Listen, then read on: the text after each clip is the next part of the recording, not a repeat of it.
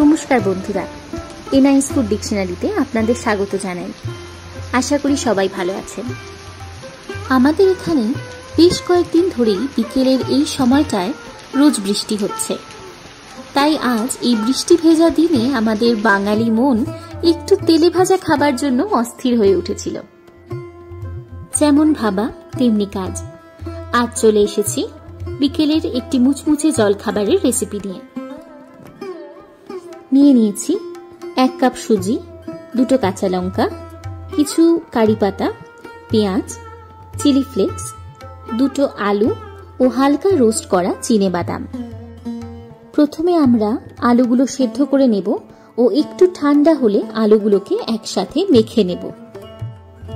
পেঁয়াজ ও কাঁচা লঙ্কাগুলো আমরা ছোট ছোট করে কেটে নেব। আমি এখানে 2 কাঁচা লঙ্কা নিয়েছি। আপনারা যে যতটা ঝাল খেতে পারেন সেই অনুযায়ী লঙ্কা কম বেশি নিতে পারেন। এরপর আমরা কারি পাতাগুলোকে একে একে ছাড়িয়ে নেব ও কাঁচির সাহায্যে ছোট ছোট করে কেটে নেব, যেমন ভাবে এখানে করা হয়েছে।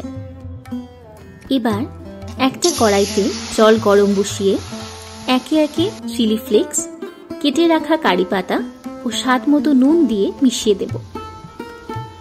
জল গরম হয়ে গেলে আস্তে আস্তে আমরা সুজিটা মিশিয়ে দেব এবং হালকা হাতে নাড়তে থাকব। মনে রাখবেন, এখানে সবটা সুজি একসাথে না দিয়ে অল্প অল্প করে দিয়ে মেশাতে থাকতে হবে।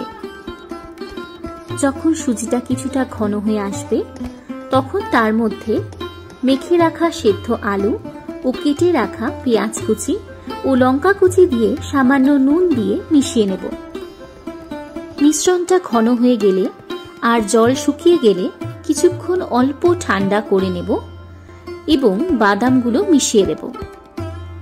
এবার আমি হাতে একটু তেল মেখে নিয়ে সুজি আর আলুর মিশ্রণ থেকে অল্প অল্প করে নিয়ে গোল করে শেপ করে নিচ্ছি এবং তারপর হালকা করে হাতের প্রেসারে ওভাল শেপ করে নিলাম।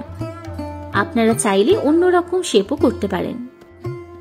পকোড়াগুলো গড়ে নেবার পর আমি অল্প পোস্ত ছড়িয়ে নিয়েছি উপর দিয়ে। এবার কড়াইতে তেল গরম করে একে একে পকোড়াগুলো ভেজে নেব। আমার সব পকোড়া ভাজা হয়ে গেছে। এখন একে একে প্লেটে সাজিয়ে একটু টমেটো সসের সাথে পরিবেশন করব। বৃষ্টির দিনে একটু গরম গরম চা আর পকোড়া দিয়ে বিকেলের জলখাবার একদম জমজমাট। আপনারাও বিকেলের জলখাবারে অবশ্যই এটা বানিয়ে দেখতে পারেন আর আমায় কমেন্ট করে জানাতে পারেন আপনাদের কেমন লাগলো। আজ এই পর্যন্তই। আবার দেখা হবে অন্য কোনো রেসিপি নিয়ে আরেকটা নতুন ব্লগে। সবাই ভালো থাকবেন, সুস্থ থাকবেন। ধন্যবাদ।